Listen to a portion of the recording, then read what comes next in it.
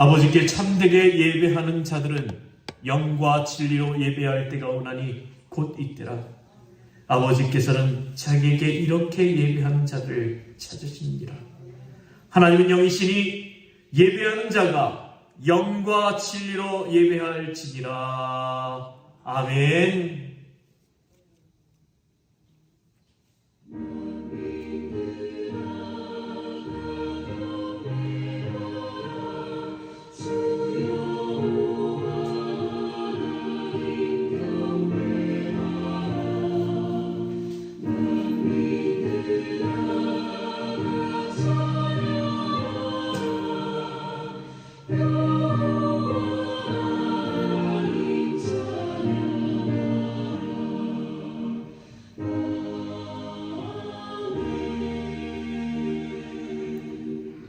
전능하사 천지를 만드신 하나님 아버지를 내가 믿사오며 그 외아들 우리 주 예수 그리스도를 믿사오니 이는 성령으로 잉태하사 동정녀 마리아에게 나시고 본디오 빌라도에게 고난을 받으사 십자가에 못 박혀 죽으시고 장사한 지 사흘 만에 죽은 자 가운데서 다시 살아나시며 하늘에 오르사 전능하신 하나님 우편에 앉아 계시다가 저리로서 산자와 죽은 자를 심판하러 오시리라.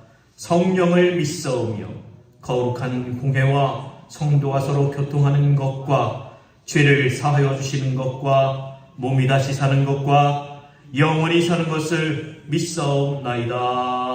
아멘.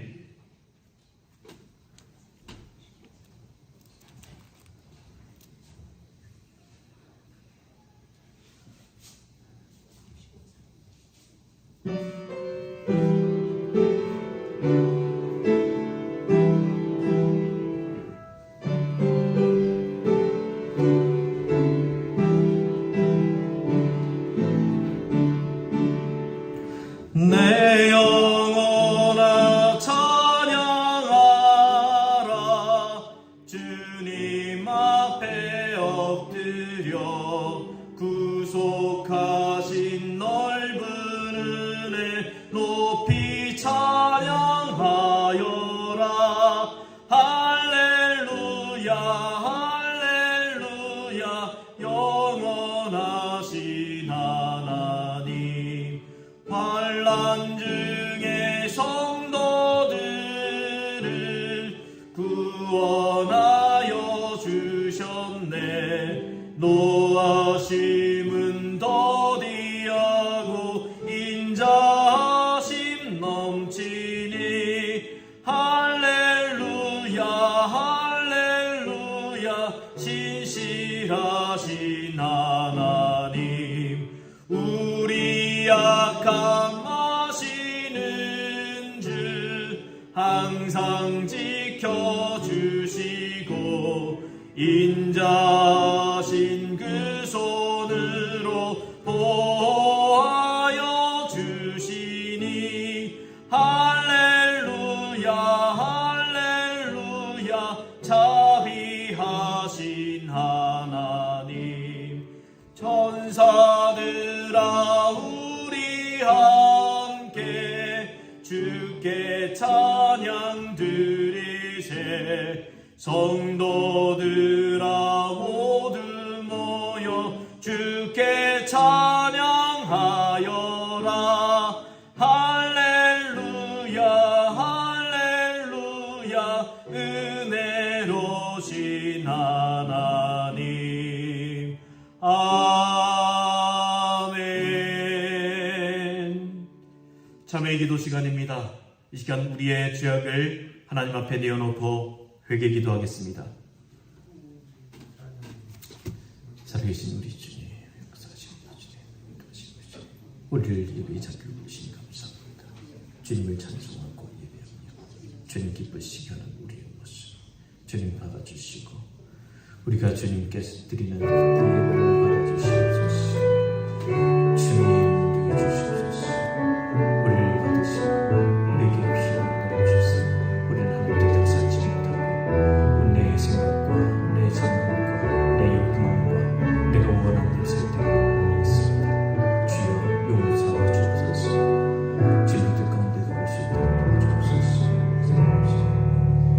만일 우리가 우리 죄를 자백하면 그는 미쁘시고 의로우사 우리 죄를 사하시며 우리를 모든 불의에서 깨끗하게 하실 것이요. 이 말씀을 의지하여 우리의 모든 죄가 용서받은 줄 믿습니다. 아멘. 성지교독입니다. 교독문 30번 시편 67편 말씀입니다.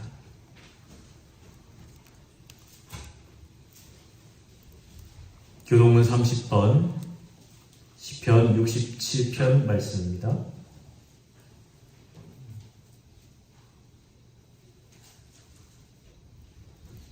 하나님은 우리에게 은혜를 베푸사 복을 주시고 그의 얼굴빛을 우리에게 비추사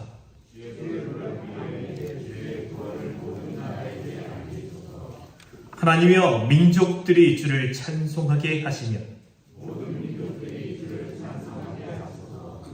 온 백성은 기쁘고 즐겁게 노래할지니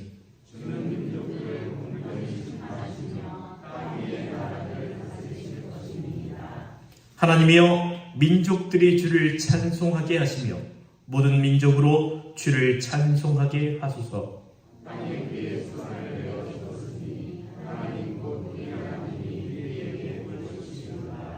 하나님이 우리에게 복을 주시리니 아멘.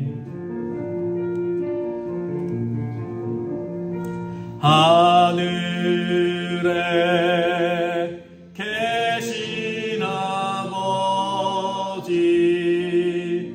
이름 거룩하사 주님 나라 임하시고 뜻이 이루어지이다. 일용할 양식 주시고 우리들의 큰 죄 다 용서하옵시고 또 시험에 들게 마시고 악에서 구원하소서. 대개 주의 나라 주의 권세 주의 영광 영원히 아멘.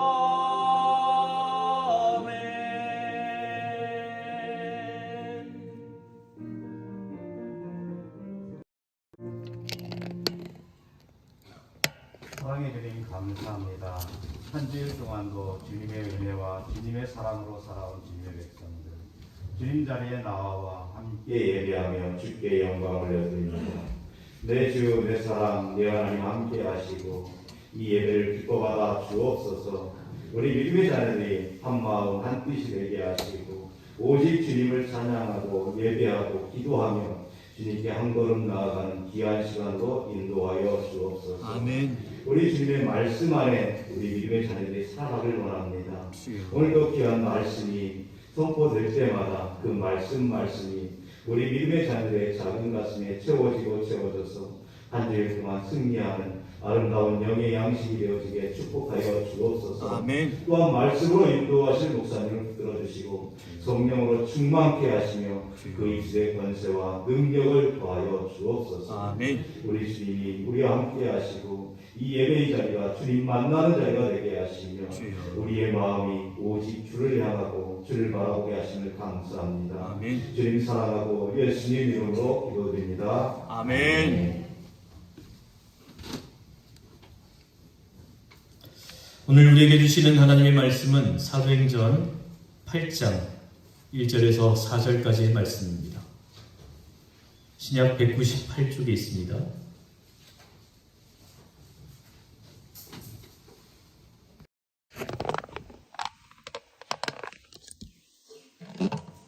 사도행전 8장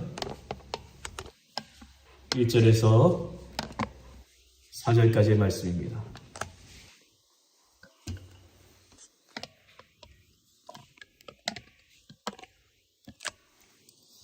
이 말씀 제가 봉독하겠습니다.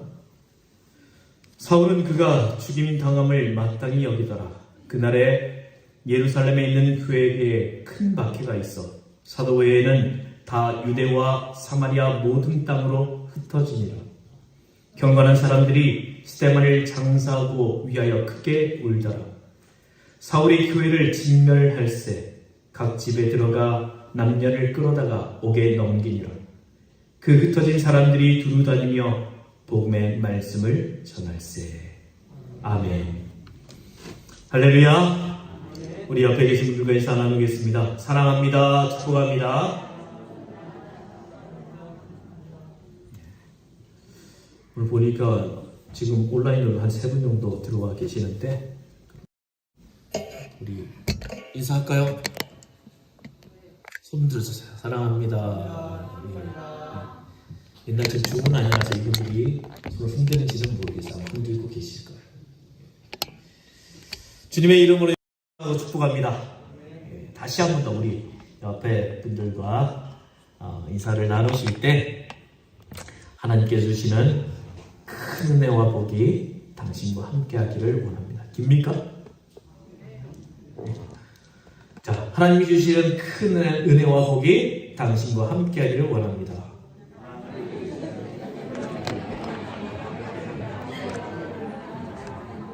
아니, 그냥 알주 이거 뭐예요? 다음부터 좀 짧게 할게요. 자, 우리가 지난 시간 기독교의 첫 번째 순교자 스데반 이야기를 함께 나누었습니다. 자, 스데반은 그리스도인이었기 때문에 또 교회의 직분을 맡은 자였기 때문에 또 복음을 전했기 때문에 기적을 행했기 때문에 체포됐습니다. 사내들이는 그를 신성모독죄로 고소하고 신문했습니다. 우리가 살펴봤듯이 스스로 변호해보라는 요구를 받은 그 스데반은 창세기부터 말라기까지 그냥 구약성경의 설교를 확 해버립니다. 그리고 마지막으로 스데반이 한 일은 자신이 전한 메시지를 사내들인 그곳에 적용하는 거였어요. 그는 목이 곧고 마음과 귀에 할례를 받지 못한 사람들이여 이렇게 시작해서 그들은 의인이 올 것을 예언한 사람들을 죽였고 이제 당신들은 그 의인을 배반하고 죽였습니다. 그래서 당신들이 예수님 죽이지 않았느냐? 그 사람이 메시아인데 그 메시아를 당신들이 죽이지 않았느냐? 이렇게 설교를 하죠. 설교를 들은 사내들인 사람들은요, 그 설교 듣고 마음이 찔렸습니다. 그리고 이를 갈았습니다. 거기까지였죠. 거기까지만 해서도 스데반은 순교당하지 않았을 텐데, 죽임당하지 않았을 텐데, 그들에게 쐐기를 박는 말 한마디를 더합니다. 그것은 성령 충만한 스데반이 그 순간 영적 시험을 하면서 그 본 것을 얘기를 하는 거예요. 자기가 하늘을 보니까 하늘의 영광이 보이고 예수님께서 하나님의 오른쪽에 서 계신 것이 보인다. 이 말은 너희들이 십자가에 못 박아 죽인 그 예수가 지금 죽음으로 끝난 게 아니라 살아계신다. 보라, 하나님의 우편에 지금 서 계시는 것을 내가 본다. 사내들인 사람들은 이 말에 그냥 격분을 해버린 거예요. 귀를 막고 소리치고 안 들려. 너 무슨 말 하는지 안 들려. 일제히 스데반에게 달려들어서 잡아서 성 밖으로 끌어냅니다. 그리고 돌을 들어서 스데반을 때려서 죽여버립니다. 이것이 기독교의 첫 번째 순교자 스데반이 순교당한 이유고 순교당한 방법입니다. 오늘은 이 순교 이후에 초대교회에 어떤 일이 일어나는가를 함께 보고자 합니다. 먼저 우리가 생각할 것은 순교한 스데반이 어떻게, 그 시신이 어떻게 처리되었는가 하는 것이죠. 레위기 등 이 유대교의 율법에 의하면 돌로 쳐서 죽이는 처형은요, 아주 극악한 몇 가지 죄악을 저지른 경우로 제한을 하고 있습니다. 가장 대표적인 것은 하나님에게 불경스럽게 대하는 것. 신성모독이죠. 그리고 이 하나님의 이름을 더럽힌 사람은 돌로 쳐 죽임을 당합니다. 바로 스데반이 여기에 해당되는 거예요. 문제는 이렇게 돌로 맞아 죽은 사람을 장사 지내주거나 그 사람의 죽음을 슬퍼서 우는 행위를 한다면 이 사람 역시 신성모독죄를 범하는 사람과 똑같다라고 취급을 하는 거예요. 그렇기 때문에 돌에 맞아 죽은 이 스데반을 장사 지내고 그를 위해 크게 운다고 하는 것은요, 이 당시 유대 사회에서는 굉장히 위험한 일이거든요. 이런 사회적 분위기 속에서도 2절 말씀에 이렇게 이야기하고 있습니다. 경건한 사람들이 스데반을 장사하고 그를 생각하면서 몹시 통곡하였다. 이 한 구절의 말씀에 단순히 스데반의 장례식 그 분위기만 얘기해 주는 것이 아니고요. 초대교회 교인들의 신앙이 얼마나 견고하고 확실했는가, 이것을 역설적으로 보여주는 거예요. 한번 보세요. 여기서 지금 스데반이 죽은 것을 돌 맞아 죽은 것을 그 사람을 장례 치러주거나 그 사람이 죽은 것에 대해서 슬퍼하는 것을 내색한다면요, 똑같은 신성모독이요. 그러면 뭐예요? 신성모독은 뭐예요? 똑같이 돌 맞아 죽을 위험성이 있다는 얘기예요. 그 위험성이 있는 가운데서도 그 초대교회 사람들은 장사 치러주고 그를 위하여 몹시 슬퍼하면서 울었다는 거예요. 초대교회 성도들은 스데반의 시신을 장사하고 스데반을 위해서 크게 울므로 공개적으로 나도 스데반이 믿는 예수를 구주로 믿는 사람이다, 나도 그리스도인이다 고백하는 것과 똑같다는 거죠. 자, 이것이 스데반의 순교와 그 장례 이야기입니다. 이제 우리는 스데반 순교 이후에 초대교회에 일어난 실질적인 이유에 한번 집중해 봅시다. 이제 스데반의 순교의 씨앗이 땅에 묻혀서 사울이라는 열매가 맺혀집니다. 사울, 그 이름이 나중에 바울이 됐죠. 사도 바울, 여러분 신약 성경에서 사도 바울, 예수님의 이야기를 제외하고 사도 바울의 이야기, 사도 바울이 쓴 그 편지보다 더 큰 영향력을 끼친 말씀이 있었습니까? 이 성경에서 예수님을 제외하고 또 12제자를 제외하고 가장 큰 영향력을 끼친 사람, 가장 하나님의 주님을 위해서 열심히 일했던 사람 뽑으라고 한다면요, 당연히 사도 바울을 꼽을 거예요. 그 사도 바울의 이름이 처음 등장하는 것, 사울이라는 이름이 어디에 등장하느냐, 오늘 본문 1절과 지난 시간에 생각한 7장 58절에 나옵니다. 1장 3반절에 보면요, 사울은 스데반이 죽임당하는 것을 마땅하게 여겼다. 이 말은요, 그래 스데반 잘 죽었어, 잘 죽었어, 아니 그 인간 잘 죽었어, 그 정도로 동의한 것이 아니라 거기서 주도적으로 적극적으로 참여했다는 말이에요. 7장 58절, 그를 성 밖으로 끌어내서 돌로 쳤다. 증인들은 옷을 벗어서 사울이라는 청년의 발 앞에 두었다. 이 말의 의미는 스데반의 죽음에 사울이 주도적인 역할을 했다는 거예요. 그리고 순교 현장의 한복판에 바로 그 사울이 서 있었다는 거예요. 이 사건으로 인해서 사울은요, 일생 동안 한 번도 경험하지 못한 놀라운 경험을 합니다. 스데반의 얼굴이 천사의 얼굴처럼 변하는 것도 보았습니다. 스데반이 하나님을 보았고 그 하나님 오른편에 부활하신 예수님이 서 계신다, 그 증언도 들었습니다.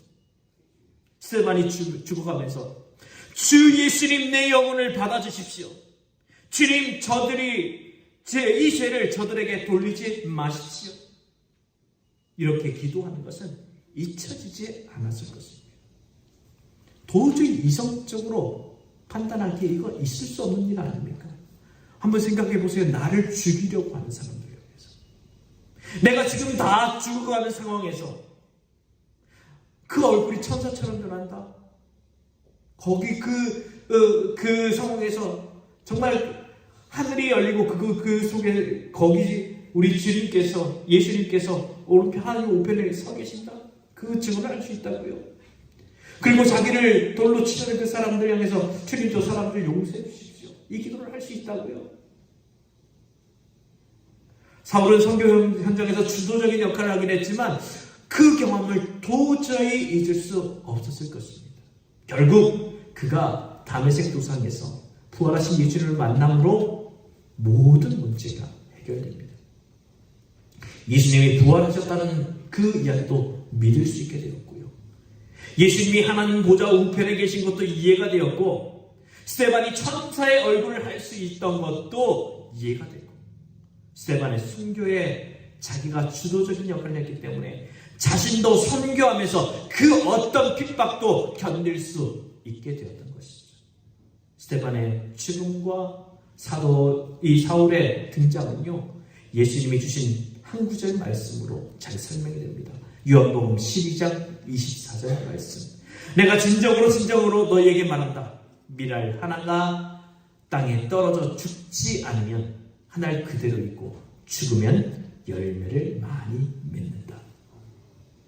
그렇습니다. 스데반의 죽음은요, 허무하지 않았습니다.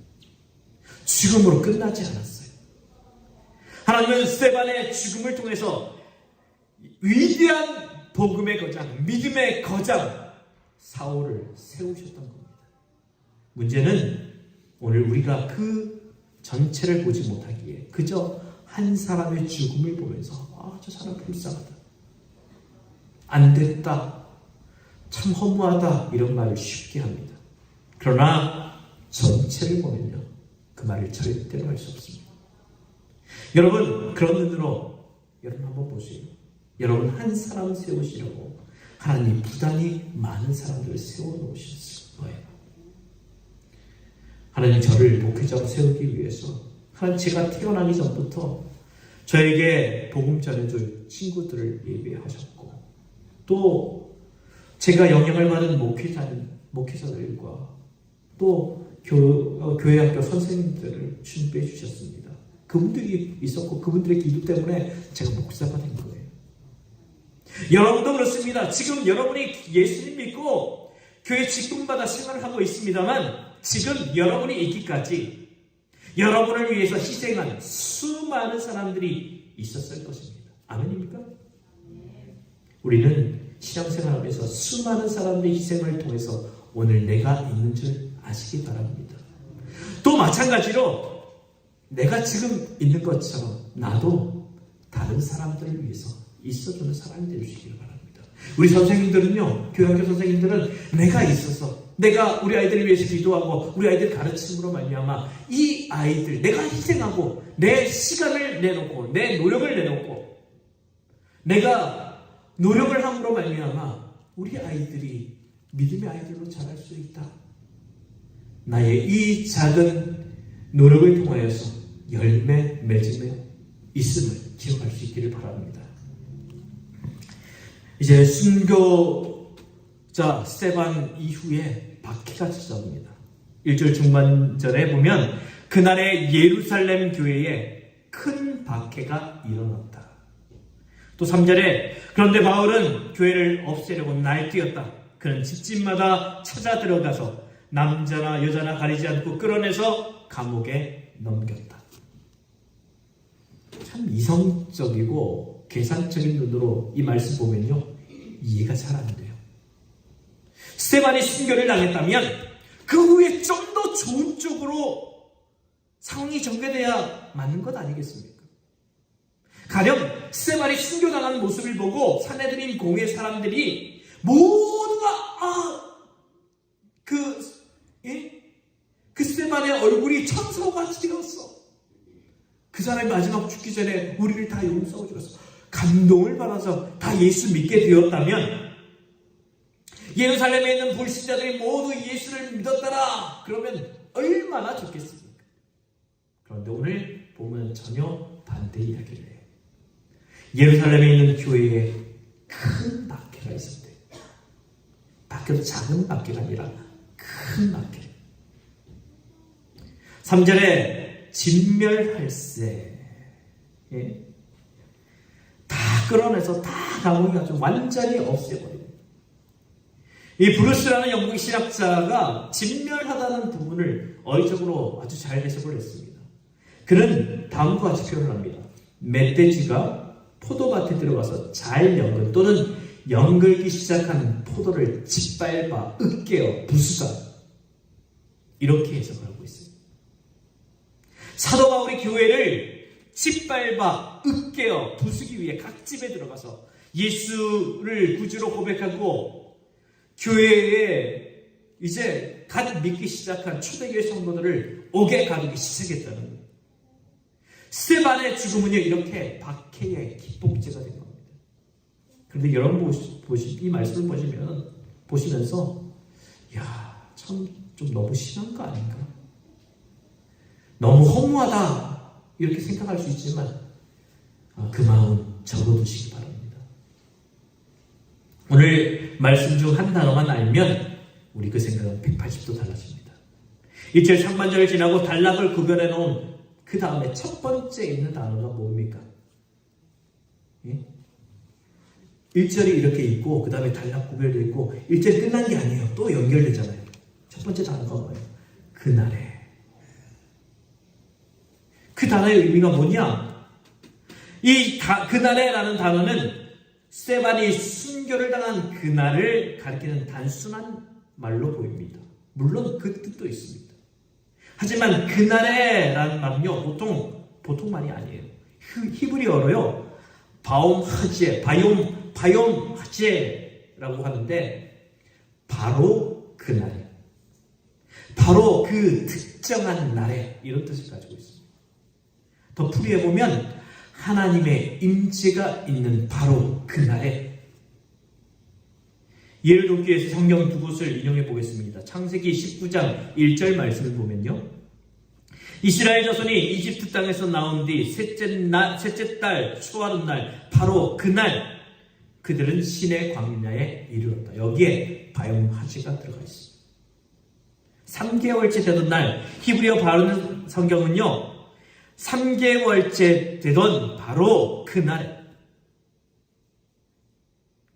바로 그날은요 부족 공동체에 지나지 않았던 이스라엘이 이제 과거를 청산하고 하나님의 선택을 받아서 이제 하나의 국가 공동체로서 역사의 무대에 등장하는 바로 그날을 얘기합니다. 그러니까 이전에서 확 달라지는 것을 얘기합니다.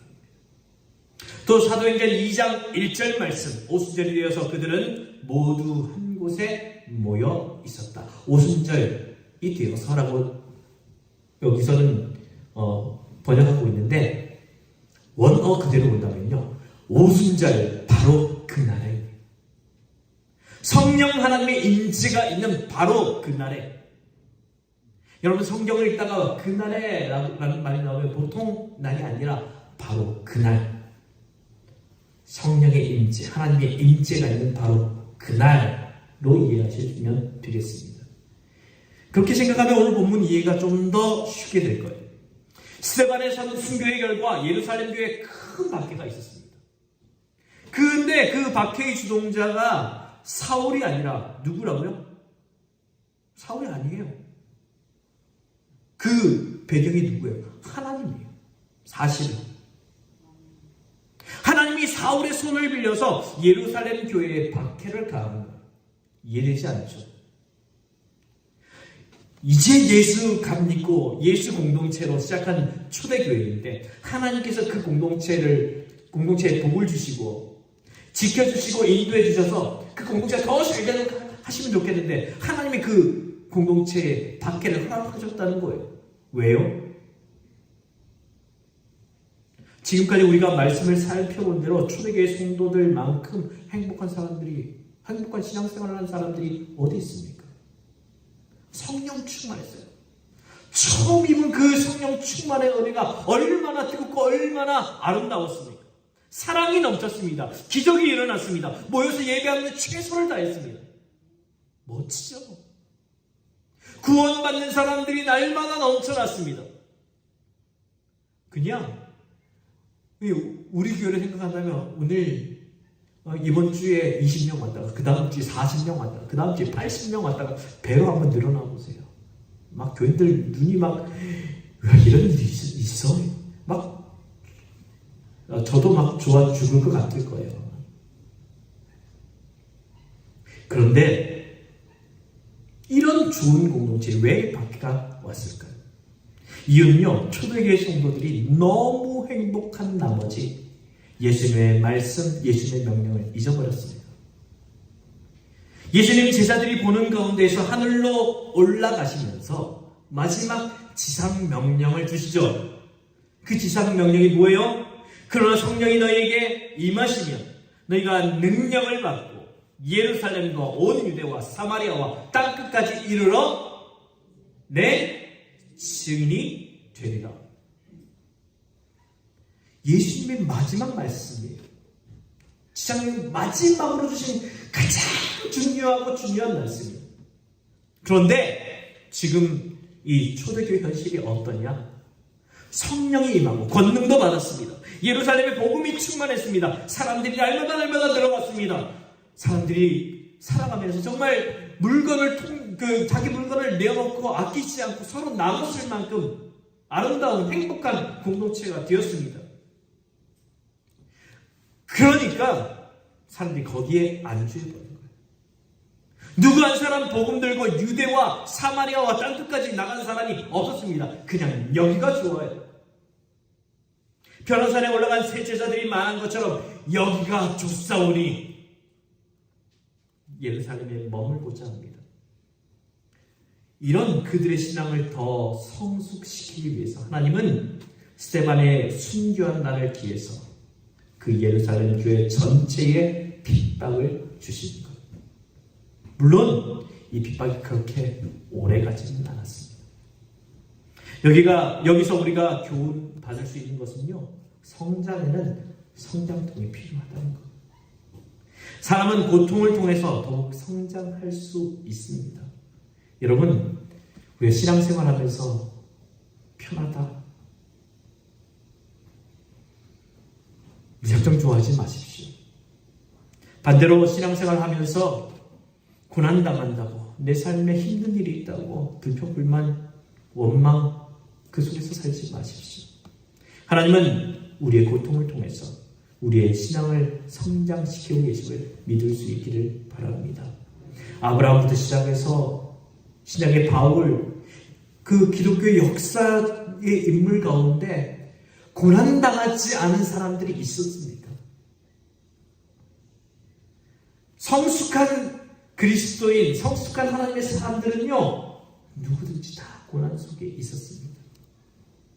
그리고 그 고난 속에서 하나님은 그들과 함께 계셨고 그 속에서 그들은 성장할 수 있었습니다. 우리도 마찬가지입니다. 하나님은 오늘 우리들도 고난을 통해서 우리의 신앙과 믿음과 영성을 성장시키신 줄 믿을 수 있기를 바랍니다. 괴로움이 있습니까? 눈물이 있습니까? 아픔이 있습니까? 우리 하나님께서 더 기도하라는 거예요. 더 기도하십시다. 우리 주님께서 이 일들을 통해서 내게 무엇을 말씀하실까? 이 고난을 통해서 내가 어떻게 자라나기를 원하실까? 그것을 찾아가는 저와 여러분들 되시기를 바랍니다. 여러분, 이제 집중력이 조금 떨어졌을 텐데 저는 지금부터 굉장히 중요한 얘기를 하려고 해요. 오늘 제가 본문을 사도행전 8장 1절 4절을 선택을 했습니다. 근데 여러분 생각으로는 1절부터 3절까지 하는 게 좋지 않겠어요? 그죠? 그렇게 생각되죠. 왜냐하면 1절에서 3절까지 이렇게 구분을 딱 해놨으니까 또 그 다음부터는 또 다른 이야기가 나오는 것 같아요. 근데 저는 엉뚱하게도 4절까지 말씀을 선택했어요. 4절 말씀을 보니까 흩어진 사람들은 두루 돌아다니면서 말씀을 전하였다 라고 하면서 마무리도 좀 신통치 않아요. 여러분, 성경의 원본에는요, 장과 절이 잘 구분이 사실 돼 있지 않습니다. 없습니다. 원본은 현재 존재하지 않고 우리가 지금 읽고 있는 이 말씀은요, 필사, 사본, 이 사본에도 장절 구분이 없습니다. 우리처럼 성경 장절을 구별해 놓은 것은 종교개혁을 한 이후 1500년대 후반부터입니다. 사도행전도 마찬가지죠. 그러니까 사도행전 저자 누가는 자신 나름대로 어떤 의도를 가지고 사도행전을 기록했던 거죠. 누가는 복음이 예수님의 말씀대로 예루살렘과 사마리아에 전파되고 땅끝까지 순서대로 전파하는 것을 기록하고 싶었을 거예요. 그리고 그대로 기록합니다.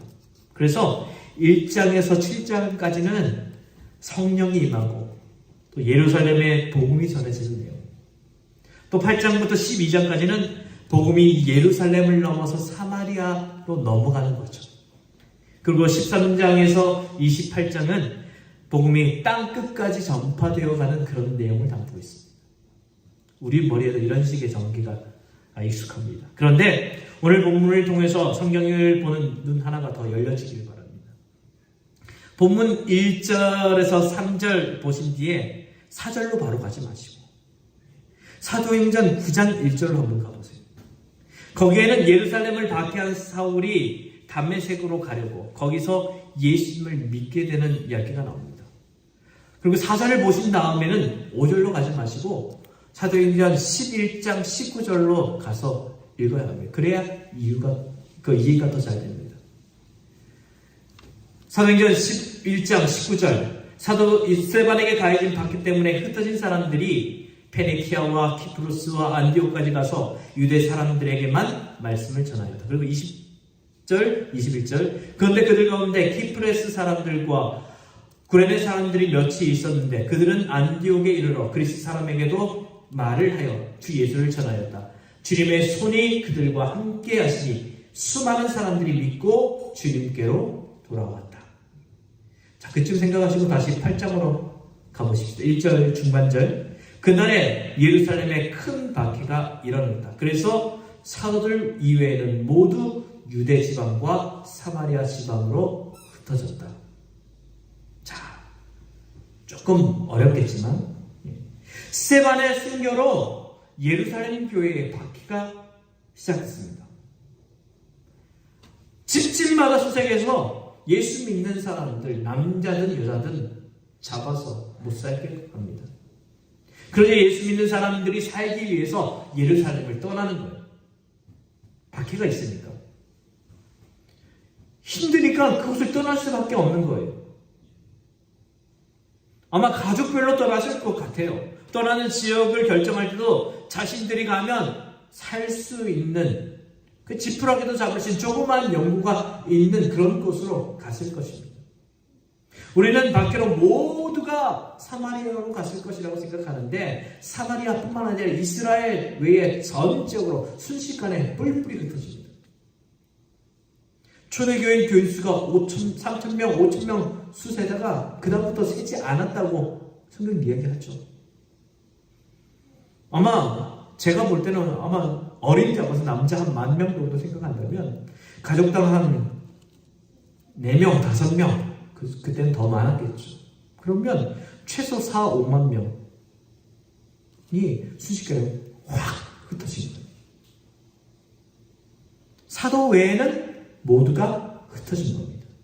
본문 1절에 흩어진이라 이 말이요, 그 유명한 디아스포라는 흩어지다라는 뜻입니다. 스데반의 순교로 순식간에 이 수많은 가정들이 선교사가 되어서 전적으로 순식간에 확 흩어지는 거예요. 흩어져서 그들이 한 일은 4절 말씀처럼, 그런데 흩어진 사람들은 두루 돌아다니면서 말씀을 전하였다. 보세요. 주님께서 말씀하시지 않았습니까? 너희는 예루살렘과 사마리아 땅끝까지 이르러 땅끝까지 이르러 증인되라 말씀하셨잖아요. 그런데 그 말씀 안 듣고 꼭 똘똘 뭉쳐서 여기가 적성을 이렇게 하고 있던 사람들이 박해가 일어나니까 순식간에 확 흩어집니다. 이런 박해를 통한 선교를 도널드 맥가브란이라는 사람은요, 하나님의 선교 전략이라고 부릅니다. 스데반 한 사람의 순교로 후에 사울이 나오게 되었고, 스데반의 순교로 초대교회의 모든 성도가 확 흩어지고 선교사로 사역하게 됩니다. 그러므로 스데반의 죽음이요, 결코 헛되다고 말할 수가 없는 거예요. 저는 오늘 이 말씀을 요한복음 12장 24절의 말씀으로 마무리하려고 합니다. 이 말씀에서 하나님이 주신 우리에게 주시는 그 말씀을 듣고 결단할 수 있기를 바랍니다. 우리 함께 찾아봅시다. 요한복음 12장 24절의 말씀.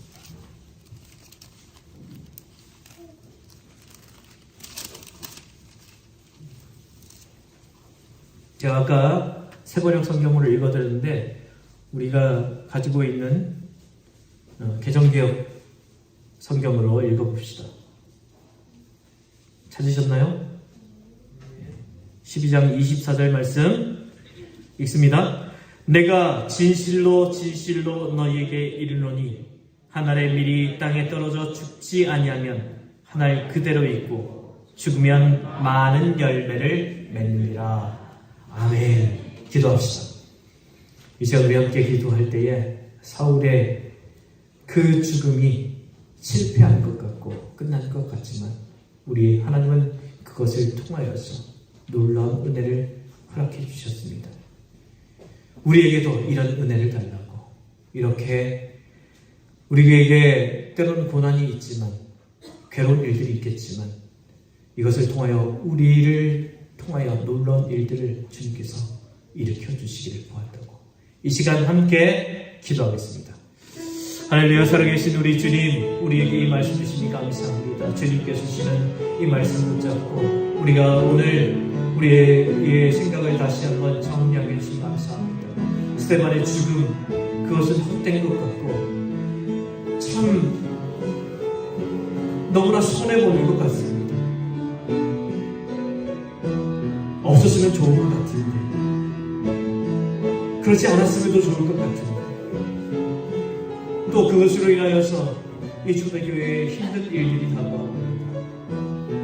좋은 일들만 있었으면 좋겠지만, 우리에게 평안만 있었으면 좋겠지만, 이 초대교회에 하나님께서 이런 고난을 주시고 이런 괴로운 일들을 주신 것은 바로 우리 하나님께서 이루실 일들을 이를 통하여서 이루시기를 원하시고, 이 하나님의 사람들을 흩으사 하나님의 선지자로 또 하나님의 선교사로 삼기 위함을 우리가 기억하게 해주옵소서. 오늘 우리에게도 고난을 주시고 오늘 우리에게 힘든 일들을 주실 때 우리는 고난 가운데 주님의 뜻을 발견하게 해주시고 이 고난의 의미를 다시 깨달을 수 있도록 도와주옵소서. 우리를 그냥 내버려 두신 하나님이 아니시라 오히려 이것을 통하여서 우리를 사용하셔서 주님의 놀라운 일들에 사용하실 주님을 바라보며 그 주님을 의지하며 붙잡을 수 있도록 우리 주님 함께 해 주옵소서.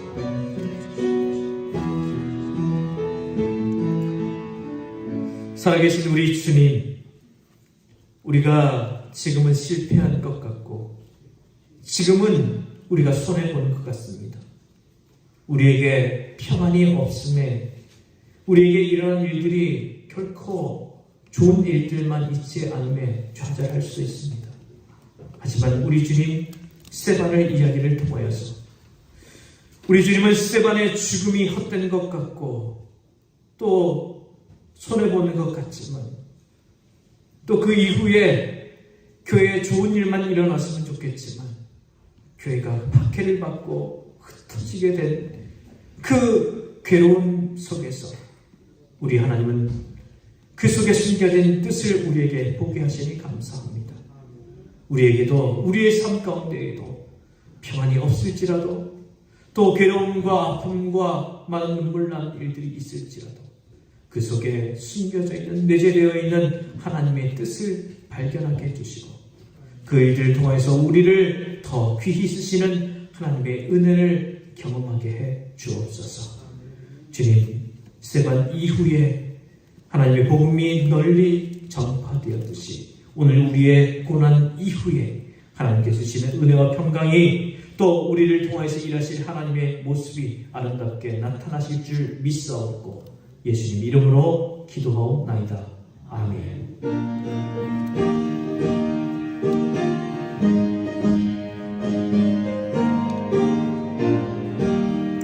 우리가 지금은 나그네 되어도 화려한 천국에 머자나 가리니 이 세상 있을 때 주 예수 위하여 끝까지 힘써 일하세. 주 내게 부탁하시니 천사도 흠모하겠네. 화목해 하신 그 주의 말씀을 온 세상 널리 전하세. 주 예수 말씀이 온 세상 만민들 흉악한 죄에서 떠나라 하시니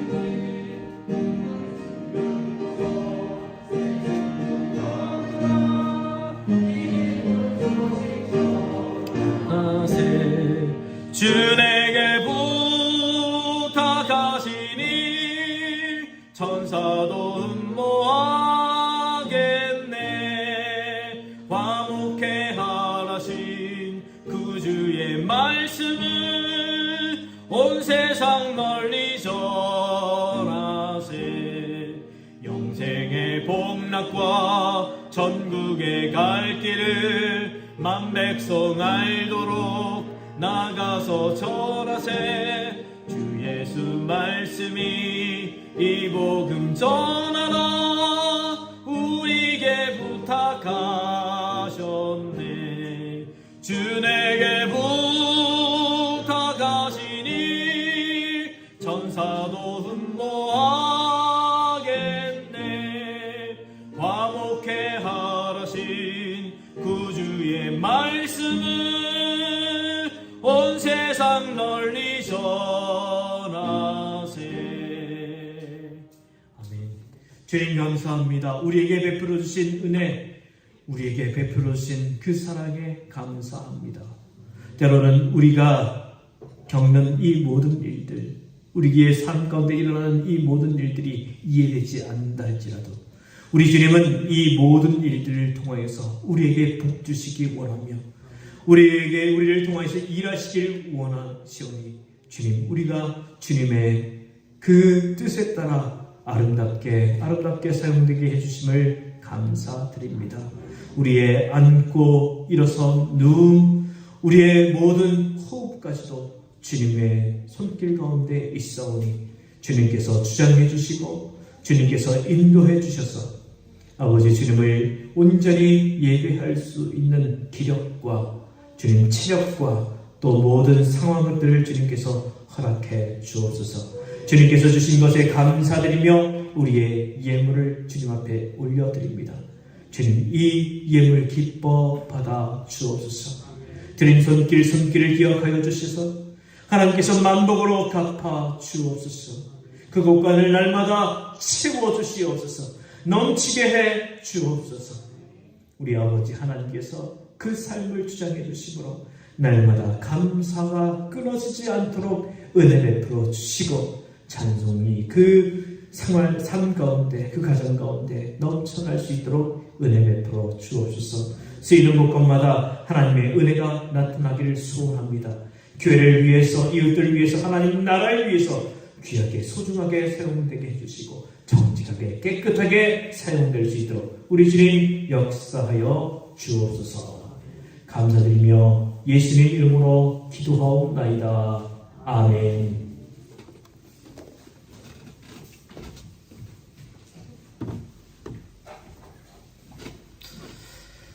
교회 소식을 전합니다. 교회 소식은 주보를 참고해 주시기 바랍니다. 우리 예배에 참석하고 있는 모든 분들 주님의 이름으로 사랑하고 축복합니다. 우리 코로나19 점점점 줄고 있어서 참 다행이죠. 그래도 조심하시고 예방지침 잘 지켜주시기 바랍니다. 우리 밖에서 마스크는 해제되지만 우리 예배 시간에 마스크는 꼭 착용해 주시기를 부탁드리겠습니다. 창조절 절기를 우리 지나고 있습니다. 창조절 기간 동안 하나님 주신 세상을 잘 보존하고 또 하나님 주신 이 세상과 사람을 아끼고 또 창조 세상에서 더불어 살아갈 수 있는 귀한 그런 시간들 될 수 있기를 바랍니다. 오늘 예배 후에 당회 목양실에서 있습니다. 또 한나의 원래 오늘 예배 후에 대예배실에서 있습니다. 여신도 대전연합회 제77회 정기총회가 오늘 오후 3시 삼선교회당에서 있습니다. 다음 주일은 세계 성만찬 주일입니다. 그래서 다음 주일에 성만찬 예식을 진행하도록 하겠습니다. 그래서 우리가 지난번에 우리가 성만찬 진행했던 대로 우리 일회용 성만찬 용기를 사용해서 하니까 걱정하지 마시고 우리 준비하는 마음으로 성만찬을 준비하는 마음으로 기도하는 마음으로 그럼 준비해 주시기를 부탁드리겠습니다. 저는 내일하고 모레 사랑의 교회에서 주관하는 세미나에 참석합니다. 자, 이제 우리 자리에서 일어나서 이런 교회 되게 하소서 찬양하겠습니다.